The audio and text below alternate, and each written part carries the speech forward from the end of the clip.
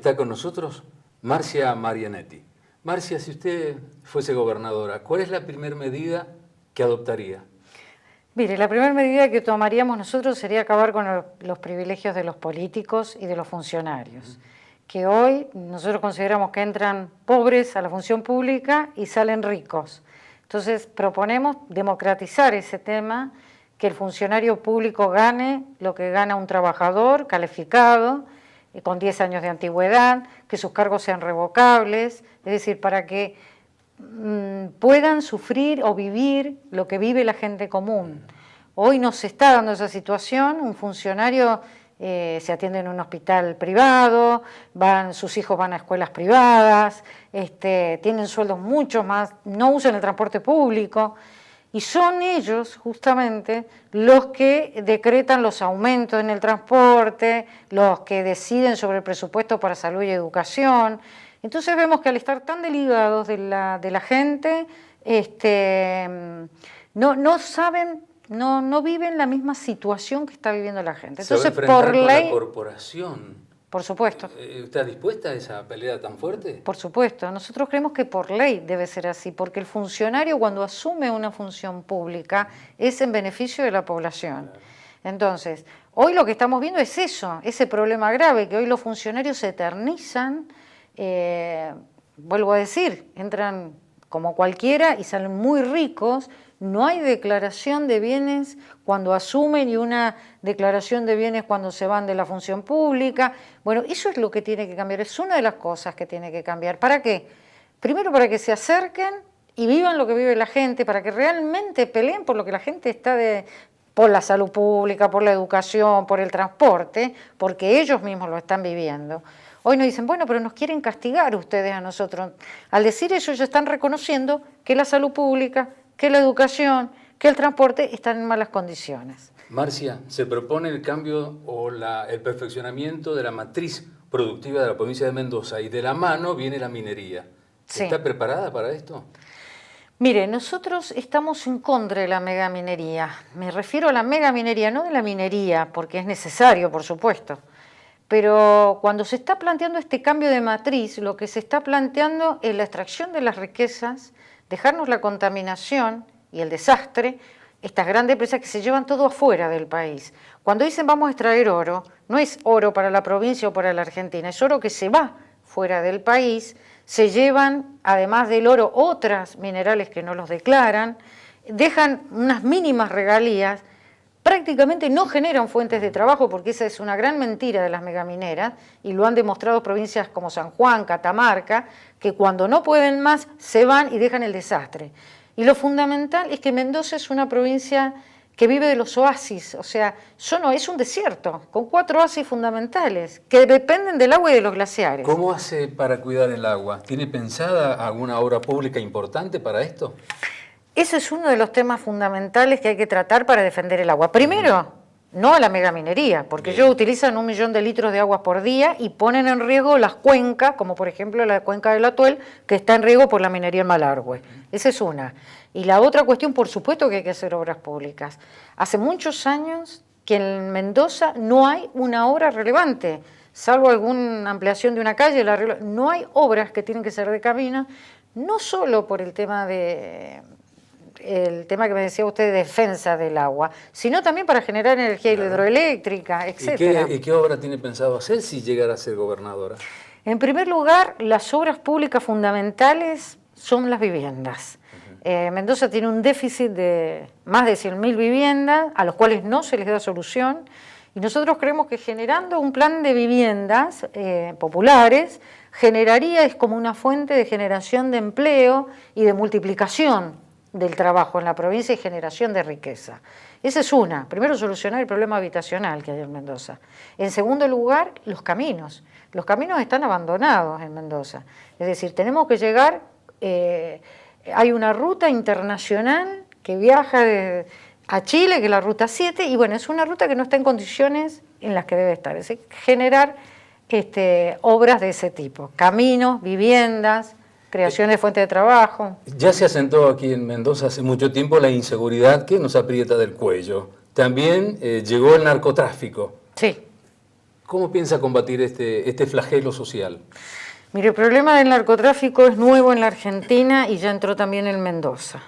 Acá nosotros creemos que hay una connivencia de sectores, no todos, pero hay connivencia de sectores del poder político, del poder judicial, de la policía y por supuesto de la delincuencia, ¿no es cierto?, que utilizan a los sectores más pobres, más humildes, más marginados, como fuente de reclutamiento para llevar adelante sus operaciones. Eso es lo que se tiene que terminar.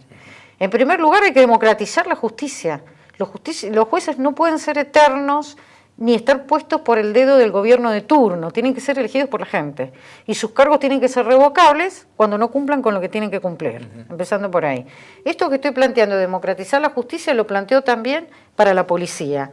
La policía tiene que democratizarse, el comisario lo tiene que elegir la gente, como ocurre en otras partes del mundo, los cargos tienen que ser revocables, y primero hay que depurar la policía, sacar todos los elementos negativos, todos los elementos ligados a la delincuencia y permitir que la policía pueda sindicalizarse.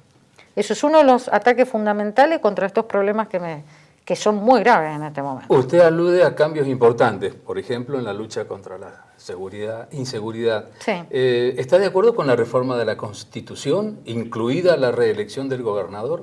No, nosotros no estamos a favor de que se reelija eternamente el gobernador. Nosotros creemos que los funcionarios tienen que cumplir su función y volver a trabajar, como cualquier trabajador. Vemos que se mantienen en el poder por años y años, y eso no. Nuestra legisladora nacional, que fue legisladora Vilma Ripoll, cuando se terminó el mandato, ella volvió a trabajar, y creemos que debe ser así. ¿No a la reelección o no a muchas reelecciones? Puede haber una reelección, pero Está no. por una reelección. Por una reelección sí, pero no más de una reelección. Pero En todo caso, los problemas fundamentales, como lo que usted me está planteando, nosotros creemos que hay que hacer consultas vinculantes. Que sea la gente la que decida, pero que sean vinculantes. Pero está bien, usted, no que lo decidan usted consulta a la gente, pero le tiene que hacer una propuesta. Por ¿no es cierto? supuesto. Sí, en este sentido son las preguntas. Nosotros creemos que los funcionarios tienen que cumplir su mandato y volver a trabajar. Bien. Si se diera la situación de discutir, estamos a favor de hacer consultas vinculantes. Esa es la posición. Estamos hoy viviendo una crisis en la vitivinicultura. Sí. Sobre el vino, el precio del vino está bajo. Sí. ¿Tienen alguna propuesta para esta problemática? Mire, la crisis de la vitivinicultura tiene que ver con problemas macroeconómicos también y con problemas de precio de dólar y de falta de competitividad a nivel nacional, a nivel internacional, me refiero. El problema es la gran concentración de tierras y de riqueza que hay en la tierra de Mendoza. Antes teníamos muchos pequeños productores, las bodegas que trabajaban, exportaban. Ahora vemos grandes bodegas que ni siquiera son argentinas porque son de extranjeros, de dinamarqueses, de norteamericanos, de holandeses. Esas son las grandes bodegas que tenemos, a los cuales tienen que tributar el pequeño productor. El que recibe toda la crisis no son los grandes, son los pequeños productores que son los que están en crisis más grave, ¿no es cierto? La más grave crisis. Nosotros creemos que hay que darle subsidios. Primero, que los grandes tienen que pagar impuestos de acuerdo a la riqueza, es decir, hacer una reforma tributaria profunda, que paguen los que más tienen, y el pequeño productor ayudarlo con subsidios a la agricultura. Bien, ¿qué proyectos de ley pensaría usted para este caso? Hay mucha gente que tiene mucha plata en Mendoza. Sí. Deberían, en teoría, tributar más que aquellos que menos tienen, que los trabajadores, por ejemplo. Exactamente, por eso creemos que se tienen que terminar las tasas cero, se tiene que terminar que no paguen impuestos, es decir, y hacer una reforma tributaria acorde a la riqueza, a la ganancia, y los que más paguen sean las grandes bodegas, no el pequeño productor, que hoy está agobiado con los costos y con las cargas impositivas. Si usted fuera gobernadora, ¿qué cambiaría en la educación? ¿Qué transformación introduciría? En primer lugar, toda transformación, hay que hacer una gran transformación educativa porque tenemos una educación del siglo XIX y estamos en el siglo XXI. O sea, la transformación hay que hacerla, pero no hay transformación posible si no es con una mínima duplicación del presupuesto educativo. Si no se crean escuelas, si no se crean mejores condiciones en las escuelas, si no se aumenta el salario de los docentes, no hay reforma educativa posible. Ese es de fondo. Pero sí hay que hacer reforma educativa. La reforma educativa, creo yo, no pasaría su contenido fundamental por el aumento de salarios o más edificios. Tendríamos que ver los contenidos. Tiene que ver con la calidad educativa, lo que yo estoy diciendo. Se puede escribir mucha reforma, repartir muchas netbooks, pero cuando hay problemas sociales, cuando hay escuelas que están en decadencia, cuando hay problemas de transporte, cuando hay bajo salario y el docente tiene que trabajar doble turno para poder subsistir, eso no es calidad educativa. Calidad educativa es mínimo duplicar el presupuesto para la educación.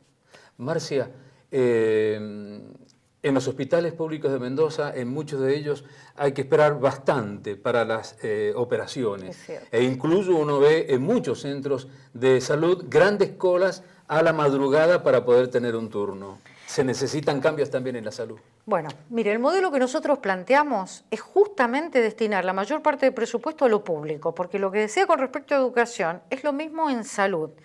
Hoy van 5.000 millones de pesos de presupuesto para salud y eso no alcanza porque a marzo, abril ya se acabó el presupuesto destinado para salud. Hay que aumentar ese presupuesto para poner las condiciones de salud en lo que necesita. Faltan hospitales. En Mendoza la población ha crecido, tenemos los mismos hospitales de antes. Una sola pregunta y con esto terminamos, Marcia. Sí. Usted duplica el presupuesto para educación, para salud, ¿y de dónde sacamos el dinero? De la reforma tributaria que le estaba hablando. Hoy los grandes no pagan impuestos y la otra fuente de recursos es pelear por una coparticipación como la que nos corresponde. Nosotros no estamos recibiendo la coparticipación que le corresponde a Mendoza, recibimos adelantos de tesoro a discreción de la presidenta, de acuerdo si está de acuerdo con el gobernador o no, y entonces estamos escasos de fondos, por supuesto. Muchas gracias, Marcia. No, gracias a ustedes por habernos invitado.